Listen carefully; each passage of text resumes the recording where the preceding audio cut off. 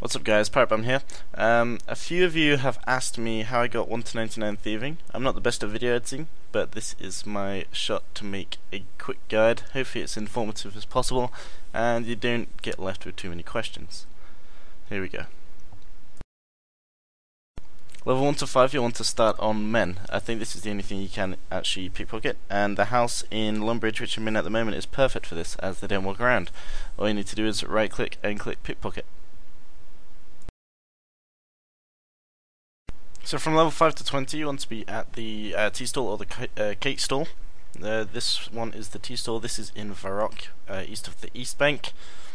It should respawn like every few seconds. It's not too bad, and you should only get caught if you're actually in range, well, in sight of the shop owner. There's no actual risk of being here because he doesn't call the guards anyway, so it's a pretty safe place to train. You can also do the cake stall for 5 to 20, which I'm doing now. My tip for this is go to a busy world, because the more people there are where you're pickpocketing, the easier it'll be, the less guards get attracted to you. This spawns much quicker, but it's a lot harder, and if you're a low combat level, the guards could be a pain. So it's up to you which one you want to go to. I prefer tea stall personally, but some people do prefer the cake stall. Okay, so next we have the silk stall. This is from 20 to 38. This is going to take a while, but you should make a little bit of money out of it. The best thing, once again, is to go to a busy world. As you'll see here, it's kind of crowded, but that's the good thing. It means that we're not going to get caught by any guards, so stand in a place where the guards aren't going to get you, and you should be just getting free XP. It's pretty much the same as the cake stall was.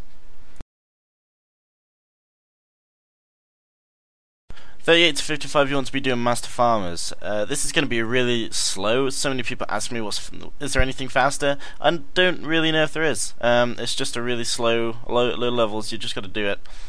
This Master Farmer here is in just above Ardoon, and there's the one I went to which is in Draenor, both fairly close to the bank, so it shouldn't be too bad. Take some food with you, keep spam clicking, it's pretty easy. Just keep at it and you'll get 55.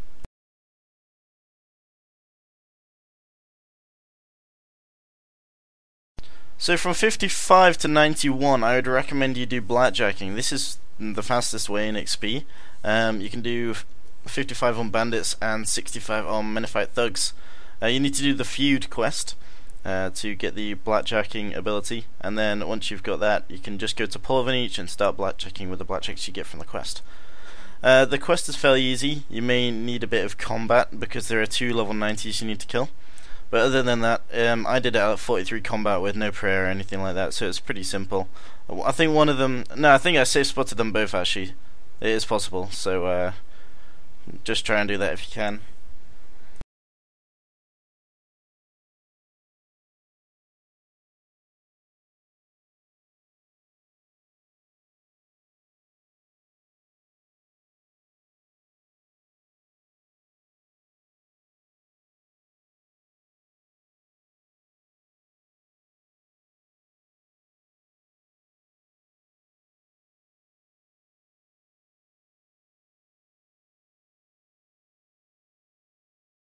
Okay, so to blackjack, you need to lure the bandit or the Menifite thug into a house where there's no other bandit or Menifite thug.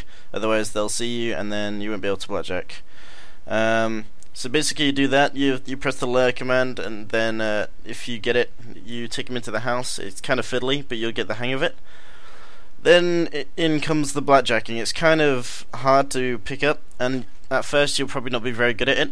What you do is you do the blackjack, knock out someone once, and then you pickpocket them twice while they're knocked out. Your timing needs to be like almost perfect, because you can only just fit two pickpockets in. So you see I might fail a couple of times on the video, but I've done it a long time, seeing as I got to 99 with it. So if there is one trick which not many people know about, if you fail the blackjack, it starts attacking you. If you pickpocket it again, the attacks will stop. So it's pretty good. I'll show you the Menifite thugs.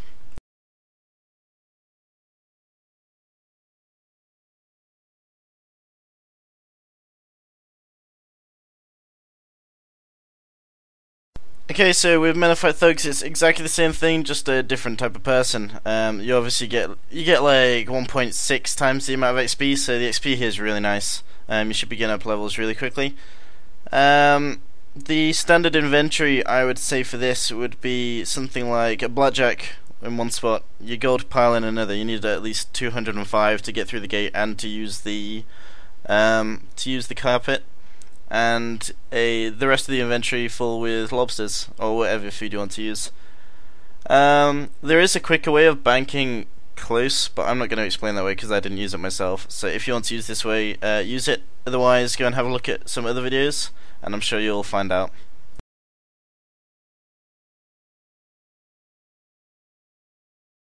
Okay, so at 91 plus, we get to Pyramid Plunder. I think this is the best XP. It might just be slightly better than blackjacking at this level. I did 91 to 99 blackjacking, but you can do this if you want. It's probably more fun and more relaxing. So first of all, you've got to find which of the four sides the actual mummy is in. He's only on one of the sides at a time, and he moves every hour. So you shouldn't move too much. Usually if there's a Pyramid Plunder world, try and go to that, and then hopefully other people will be running in the door and you'll spend less time trying to find him. As luck would be, it is the last room for me, so it's kind of unfortunate. If you want to bring a decent inventory here, you need to bring three super anti-poisons. I had a scepter at the time, I don't have one now.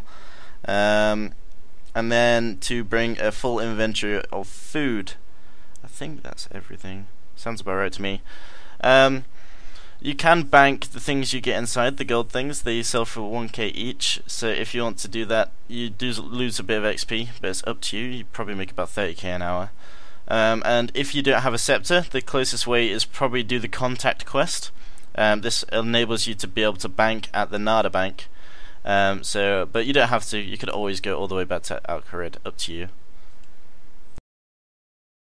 I forgot to mention that you do actually need to do the quest Ichlun's Little Helper. That's if you don't have the scepter. If you have the scepter, you don't need that at all. So basically what I'm doing at the moment is running through to the last two rooms. They're the ones that give the most experience, so they're the only two I'll be able to fit in. Some people like to use the gold chest in the middle. Once they get to every room, it gives you more of a chance of a scepter drop, but I wasn't here necessarily for the money. I wanted more XP, so if you want to do that, I think it is a legit strategy, but I didn't go for it myself. So once we get to the second to last room, we are able to check for the snakes and loot the urns as long as we've got enough time for it. Make sure you drink your anti-poison before you get there. It has to be super anti-poison, as the normal anti-poisons only last about 80 seconds, and these runs take about 5 minutes each, so the super anti-poison will cover the whole run. So some people say there's no point checking for snakes, you might as well just loot the urn because it's quicker. I preferred checking the snakes and then looting the urn. I think you get more trips because you don't get bitten by the snakes so much, but it's up to you. Again, you can do whichever you want. So you want to loot the urns, loot as many as you can within the time you've got, and then loot the gold chest in the middle, and then try and find the door to the next room.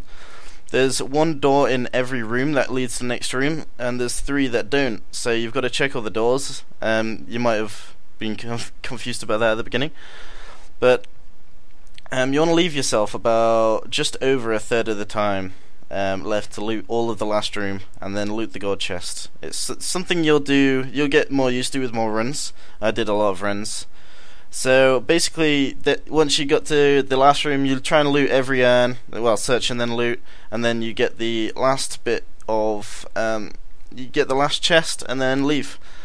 In this case I got a scarab, so I just dance around until the end of the timer, so I can get out easily, but you can do whatever you want. So that's basically all I've got for my thieving guide. That's how I got from 1 to 99 thieving. I did mine in a bit of a different order, but that's the way I would recommend you guys to do it. I hope you have a great time. I will be doing my cooking video very soon. If you like this, please subscribe to the channel and come and watch me on Twitch. I should be on daily for at least, well, around 12 hours plus. So I hope you had a good time, hope you learned something, and good luck with your thieving.